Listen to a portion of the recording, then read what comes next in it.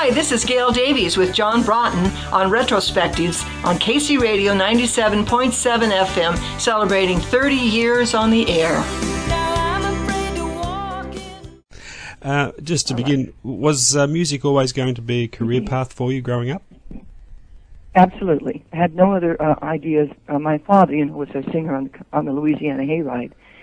So, we were sort of raised around that. Uh-huh. I believe your brother also was a major influence in you establishing a career in music. I'm sorry, what? I believe your brother was also a major influence. Yes, Ron. Yeah. My brother Ron Davies, of course, wrote It Ain't Easy for Three Dog Night and David Bowie's Ziggy Stardust album. So he was quite, an influence, yes. I mean, we all sang.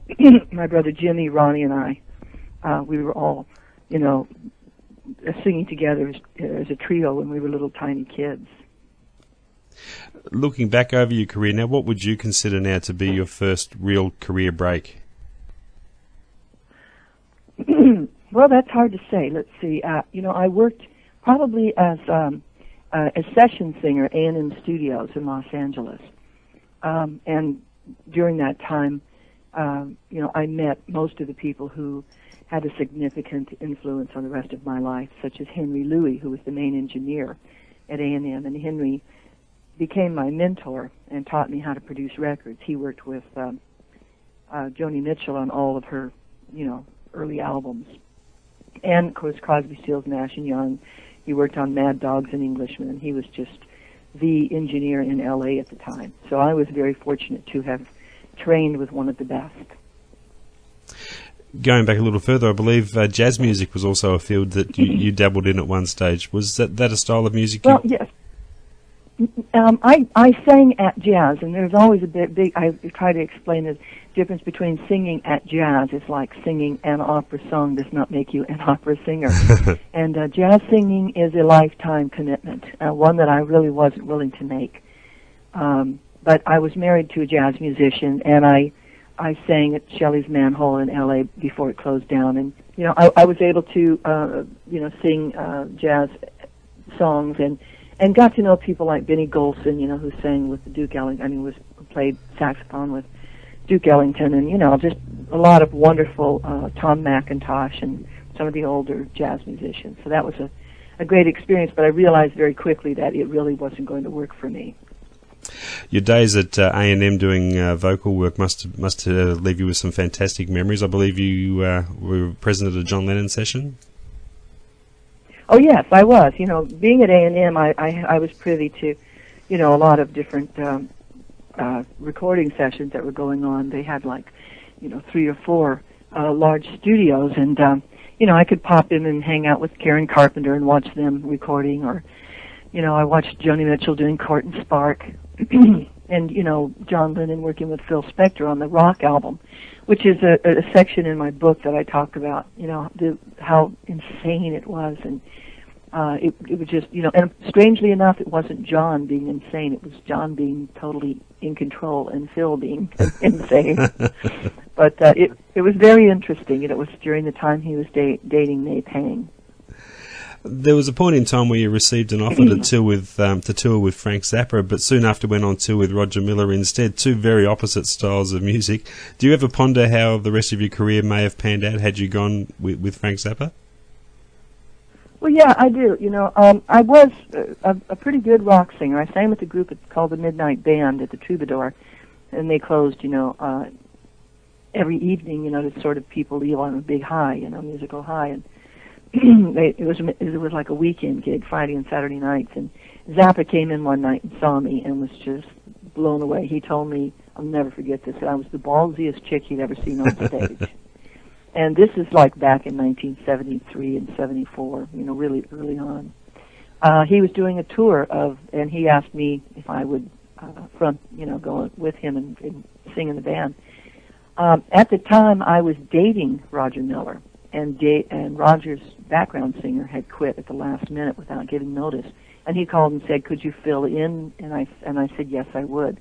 So I felt obligated, to continue with what I said I would do. Yeah. Roger and I met at the Troubadour as well.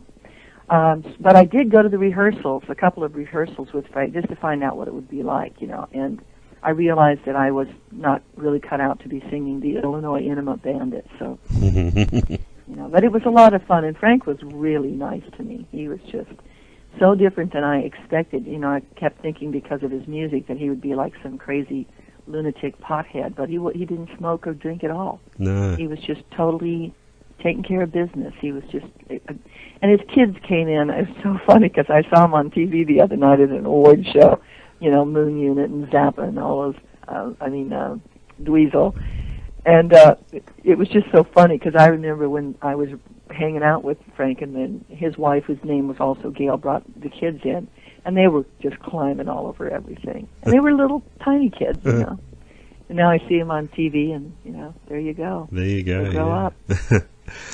Was there a particular point in time or a defining moment when you felt that you'd come of age as a songwriter? Oh, yes. There were a couple of moments, and I mentioned them in my autobiography, too. One was when my very famous brother, who at the time was having big hits, and he was, he wrote Helen Reddy's Long Hard Climb. Mm-hmm. And so, everybody, he was the golden boy at A&M Records. I mean, everybody was touting how fabulous, and I was known as Ron Davies' little sister. And I remember I went to New York to do a show with Tom Pacheco at the Bottom Line, and during that time I wrote a song called What Can I Say? And I remember playing it for my brother because I was a late songwriter. I didn't start off as a songwriter like he did. He was writing songs at 11 years old. And I was in my 20s by this point, probably 24 years old. And I played him the song, and I remember his response was just, so gobsmacked, that I realized that, I had cleared the bar as far as my brother was concerned. And the other defining moment was I wrote a song about Roger Miller. When we were out on the road together, he told me his life story about how his father had died when he was a little boy, and he was given to his mother to grow up on a farm in Oklahoma. And it was such a sad, sweet story, and he was given to his aunt and uncle. His mother gave him away, and so he always, had this feeling of abandonment. So I went home that night and wrote a song called I'm Hungry, I'm Tired. And I played it for him the next day, and he cried. And I always say, the fact that I wrote a song that made Roger Miller, that touched his heart that much, made me know that I really was a songwriter. Yeah, yeah. You've written many songs of a very personal nature. Can it be therapeutic for you personally as a way of dealing or coping with the situation you're writing about? Absolutely. I think, for me, the best songs come from the heart, and they come from a place that is real, and when that happens, like someone is looking for someone like you, then people all over the world can relate to that message. Someone is looking has been translated into 7 languages. So, it's a very simplistic little tune, but it's a message that came from my heart and has touched other people's hearts. So yeah. That's sort of the way I write. I'm not someone who can get together in a little office down on Music Row and knock out a hit song, it doesn't feel right. Just the same, though, can it be difficult at times seeing songs that you have an emotional attachment to, like they be covered by other artists, and have people associate that song with that particular artist? Not really, only when they mess with the lyrics. There was a guy here, I can't remember his name, Lansbury or something in England, that recorded a very personal song of mine that I wrote to my son's father, and it's called Not a Day Goes By. Mm. And he took it upon himself to change around some of the lyrics, which really upset me very much, because the whole theme of the song, in the beginning it says, Tonight I dreamed I looked into your eyes and held you like I used to do. And then at the end of the song, I'm talking about the child, and say, there's not a time when I look in his eyes that I don't think of you. Not a day goes by that I don't think of you. And he rewrote the first verse to say, tonight I dreamed that I was by your side, that I stood by your side, or something like that. And it totally destroyed the gentle thread that was running throughout the song. So, things like that usually don't happen. I was kind of shocked that he did that. But, to me, for instance, Hometown Gossip belongs to the whites. You know, I wrote it, but it was their hit, and it's always been to me one of the white songs. You know, Tell Me Why, Jan Brown. You know, that's always been Jan's song. And even though I wrote it, you know, these people took them and they made them their own. Yeah. So you know, I'm pleased with it. As a musical community, what noticeable changes have you seen in Nashville in the time that you've been there? Well, I moved here in '76, just the very end of '75, '76, and of course back then, you know, the industry was being run by people who were musical. You know, Chet Atkins, Owen Bradley, Billy Sherrill were all songwriters and musicians in their own right. And so I saw them being, you know, slowly, what I say, the southern aspect of country music being taken away. And, you know, the bean counters coming in from New York and L.A. with a whole different idea of what country music was. Yeah. So, you know, I remember one of the big heads of the label, I was sitting with him at a dinner after the CMA Awards, and he said, well, they just set country music back 50 years because it was, you know, it was a country. You know, he wanted it to be more pop and more, you know, we want to appeal to people who drive BMWs, and I'm going, but that's not what country music is all about. And of course, you know, I'm speaking, you know, being 60 years old, you know, I try also to realize that, you know, songs in the old days were written about trains and the things that people related to the Great Depression and being poor. A lot of that has changed, so you can't continue to write about trains when nobody rides on trains. So you have to update your language. And kids today are writing about things that mean something to them. The only thing that really bothers me about today's country music is the lack of melody. Mm-hmm. I really get annoyed with, you know, ba-da, ba-ba, ba-da-da, ba-da, ba, you know, and there's none of that beautiful Boodle O'Brien, through these sleepless nights I cried for you. You know, I just miss the melodies being a singer. And the lyrics, I mean, some of the lyrics just, you can be summed up by a cheesy bumper sticker on the back of your car, you know. So have I said enough? I think you've said it all beautifully. Yeah, I've never been accused of not speaking my mind. My manager used to say, I had a great manager in New York, John Dumaney, and he now tours with, he's one of Woody Allen's best friends, and he always says, you know, don't hold back, Davies, tell us how you really feel. Talk about your work in production. I believe Joni Mitchell was quite an inspiration for you going into that area. Well, it was actually Henry Louis, because he was producing Joni. And, you know, he invited me many times to come in and watch them work, but I was so enamored with Joni I wouldn't go.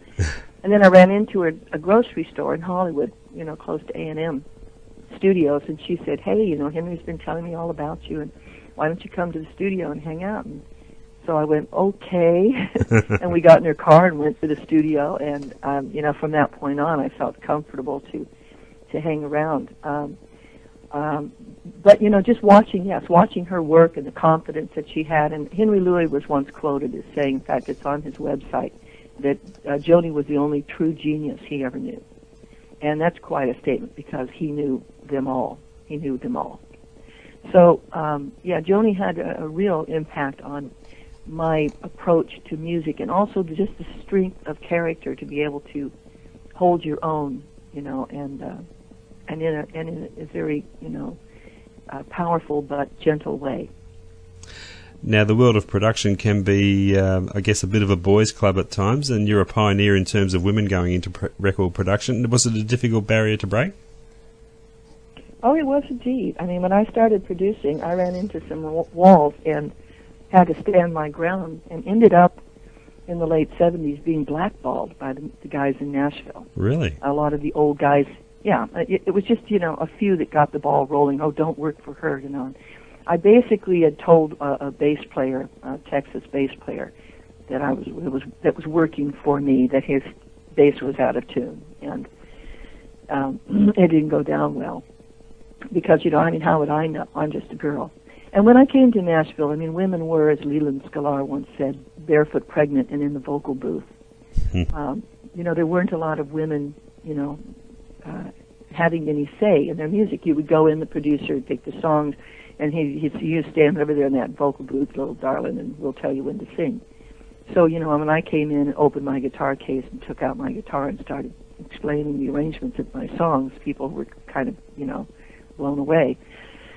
So I went down to Muscle Shoals, and the guys down there were brilliant. They were wonderful. Donnie Hawkins and Pete Carr, and I recorded my first album that I produced, The Game, in Muscle Shoals, and then mixed it in L.A. And then after that, I brought in some of my friends from Los Angeles, like Leland Sklar, Billy Payne from Little Feat for piano, Dean Parks from Steely Dan, Mike Baird from Journey. They were all huge fans of country music, and they listened to it all the time, so they had a completely different, fresh approach. It wasn't... Nashville was very stale in the 70s when I came here. Everything sounded the same. They used the same group of musicians and just put different vocals on the tracks. And people had become very, complacent. So when I recorded with this new group of guys, they infused an energy into the music that had been lacking. And that's when I started having hit records, top 10 records. One album I had 3 top 10s, which was unheard of. Nashville was basically had the formula where you had one hit record and then a bunch of stuff that the producer owned the publishing on. Would you consider it a great advantage having already been a recording artist yourself, going into the field of production? Well, yeah, I think so. But I really wasn't. When I started training with Henry Louie in L.A., I wasn't. I was sort of an artist, but I wasn't signed to a deal or anything. I was singing out but I think my approach, having worked with Henry, I learned how to remove myself and look at the entire project with objectivity, which is the most difficult thing. I've done lectures at colleges. In fact, I did a lecture with Boston Berklee School of Music, and it was like 150, 200 kids there, and I was saying, how many of you girls want to be producers, and most of their hands went up, and I said, just remember not to try to overachieve. You don't have to know how to run the board and play everybody's instrument and better than the people that you hire, because that's not what production is. Production is contracting. Contractor on a house, you get all the right people together, and you make it work. So, I've been spent a large part of my life learning how to do what it is I do. And sometimes it's so simplistic and I think I do it so well that people don't even realize it's being done. You had a brief involvement with a band called Wild Choir. What can you tell us about them? Well, I went to England in 1985 and London and played at the Wembley Festival. And after the show, my band and I went out to a club, and we saw this guy named Hank Wangford. And it was like a punk rock band playing country songs, but with, purple hair and, brilliant, bright cowboy outfits. And it was wonderful, and I thought, there's nothing like this going on in the States. There's nobody... Well, at the time, there were no female-fronted bands coming out of Nashville at all.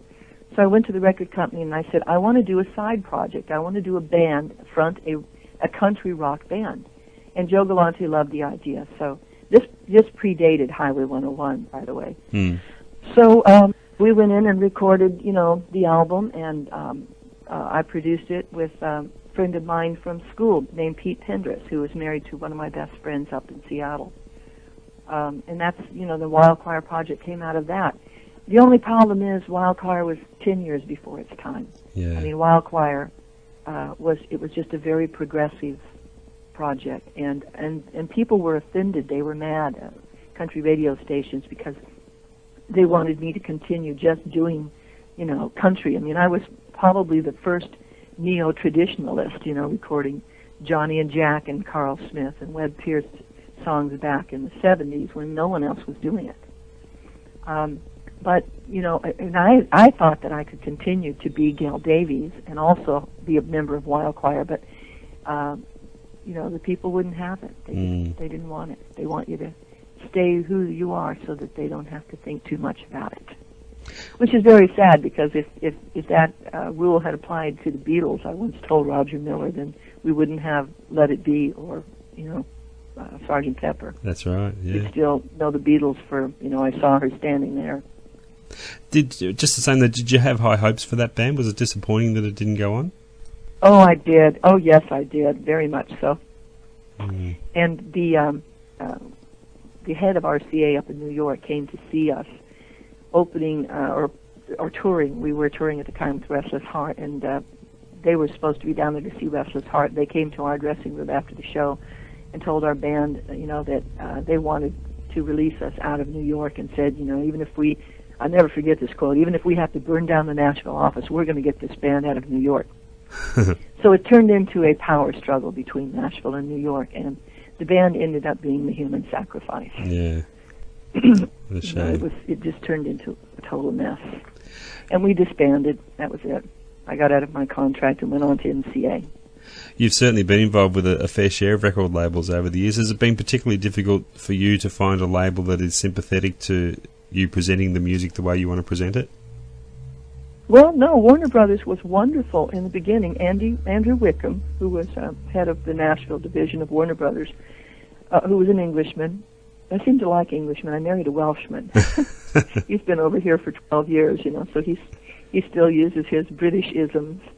And I go, well, what does that mean? But yeah, we're still having our language barrier thing. But Andrew Wickham was very, very much in my corner and behind me, and gave me the go ahead to produce my own albums. But as time went on, they went through like about 5 different heads of Warner Brothers in Nashville, and each time they would change. I mean, it would go from him to, and then Nora Wilson ran the company for a while, and then Jimmy Bowen came in, and then Jim Ed Norman took over. So it was like I wasn't coming and going, but everybody at the label seemed to be coming and going. Yeah. So the relationship changed from when I first signed with Warner Brothers, when Andrew was there, to when I left, when Jim Ed Norman took over. So, and then I foolishly followed Jimmy Bowen for a while. Wherever he went, I went. He kept signing me as, I don't know if you know much about Jimmy Bowen, but he came to town, took over Warner Brothers, and then he moved to MCA, and then he moved to Universal, and then he moved to Capitol. And each time he moved, he took me with him. With you, okay. So what was the main catalyst in you eventually forming your own label? Well, I pretty much retired, quit the business, and I went, a friend called me, a woman named Sharon Eads, and said, look, I'm putting together this acoustic songwriter thing to tour Europe. And my son was 11 at the time. She said it includes Rob Crosby, Lionel Cartwright, Michael Johnson, and the promoter has asked for you. And I said, well, could I take my son with me? And she said, I'll get back to you. So she called me back and said, yeah, you can take your son. So the show was called Nashville Unplugged, and it was one of those very first acoustic songwriter tours. And when we were in Bern, Switzerland, we co-billed with a band from England that my husband, Robert Price, was playing bass in. And, we really liked each other, and so we exchanged addresses, and over the next year we corresponded. And I started writing songs again, because I hadn't been writing in a few years. And I wrote an album's worth of songs, and took some songs that I'd never recorded before and did an album called Eclectic. I did not want to deal with the record labels, and a friend of mine said, why don't you start your own label, and put me in touch with a company called DNA, Distribution North America. Mm-hmm. And so I did, and I released the album on my own. I did a limited pressing through the Musicians Union and licensed it, or put it through DNA. And for the first time in my life, I actually got money for my records. Because up to that point, I'd had 18 top 20 records, 6, if you include Someone Is Looking in Cashbox being in the top 10, 6 top 10 records, and had never seen a penny in royalties. So, I actually got money, and I had mortgaged my house to make the album Eclectic. So I was able to pay off the second mortgage and had money in the bank. It was just, I was in shock. I couldn't believe it. And so from that point on, I decided to keep my own masters. And now, it's just a common thing, but back then it was not. It was 1995, and people were amazed. That's right. You've written so many songs that have been recorded by others. Any personal favourites? Yeah, I've always liked the Whites' version of Hometown Gossip. Yes. I just love that. I just think that was so good. And of course, the Country Gentleman recorded "Someone Is Looking for Someone Like You," and I was always very fond of that, along with Susan McCann in Ireland. And I loved it because she did it, she said, "Somewhere a man's got no woman to turn to," with the accent. And it was just really cool. And then a group in Wales called Yona and Andy translated the song into Welsh. So whenever I play in Wales, I have to sing the chorus in Welsh, which is really quite fun. And my husband, being Welsh, of course, he can speak Welsh, so he helps me with the pronunciation and everything. Hearing how other people can cover your songs at times, does it sometimes reassess the way you look at the song? Well, it does. And come to think of it, when I was just talking about people who've done my song, when I was a kid, I loved musicals. I wanted to go into musicals. And Mitzi Gaynor was one of my heroes from South Pacific. So I was really thrilled when I found out that not only Lynn Anderson, but Mitzi Gaynor had recorded a song I wrote called Bucket to the South. I always liked Mitzi's version, and Lynn Anderson, of course. That was really great. But the hit went to a girl named Ava Barber, and they sort of chopped the song up and dropped the last verse. And when they dropped the last verse, we called, and they changed Oklahoma, where I was born, to Tennessee, where she was born. So, there were a lot of things that kind of messed it up in my mind. But they dropped the last verse of the song. So we called the producer out in L.A. and said, "Well, why did you do that?" He said, "Well, as you know, Ava records for Lawrence Welk's label, and the last verse of the song dealt with Gail's father being unfaithful, and he didn't like the word trifled." I said, "Yeah, that's a real dirty word, trifled." So they just completely dropped the last verse of the song. My dad was quite a guitar man, picking with his country band. He trifled with a woman, Lord, it broke my mama's heart. Yeah. So we left the country, me and my brothers, Ron and Jimmy. I love that country music. That's where we got our start. So he just took that whole verse out. So, sometimes it's annoying. Yeah, I don't want people messing with my music. If you don't like the song, then please don't record it. Absolutely. And just before I let you go, Gail, what's coming up for you this year? What are your upcoming plans? Well, I had an offer to play a big festival in Stockholm. And, I played 41 days. My son, Chris Scruggs, I don't know if you know about Chris at all. Chris is the grandson of Earl, of course. He's Gary's son, Earl's oldest boy. And he's also, of course, from my side, my brother, his Uncle Ronnie. So he's just steeped in talent. He's just amazing. He plays everything. He went on the road when he was 16 playing upright bass for Rosie Flores, and backed Wanda Jackson at the New York Lincoln Center when he was 17. Wow. Then he joined BR549 and toured all over the world with them. And now he's out on his own touring and has an album coming out. And he's just this wonderful, wonderful person. We did a 41-day tour of Europe together. And every place I went, if I needed a drummer, Chris could play drums better than anybody there. Non-pedal steel guitar, Chris was the guy. I mean, whatever we needed for the show, Chris could play it. He could do it. Everything right down to fiddle. So that was exhausting, though. I mean, we spent a week in Italy just putzing around. But 41 days away from home is a long time. And I came back saying, I'm never going to Europe again. And then I got this offer to play Stockholm. So I may go back this year. I would love to come to Australia. Emmylou Harris has told me every time she's come back, Gail, you've got to go to Australia. I said, well, I don't think they even know who I am over there. Oh, we do. But, yeah. Well, I would love if they have a festival or if they want someone, to come to Australia and sing real country music. I'm on the plane. No problem. Actually, I might send you some information there, if you like. Yes, some that would contact be information. wonderful. Yeah, that'd be great. We'd love to see you here. Gail, thank you so much for your time. Well, this has been great fun. It's been a pleasure catching up with you. Fun. Thank you for all those wonderful songs over the years, and we're sure there's many more to come. You're welcome. And do you have the Songwriters Sessions? No, I don't. New album? No, I don't.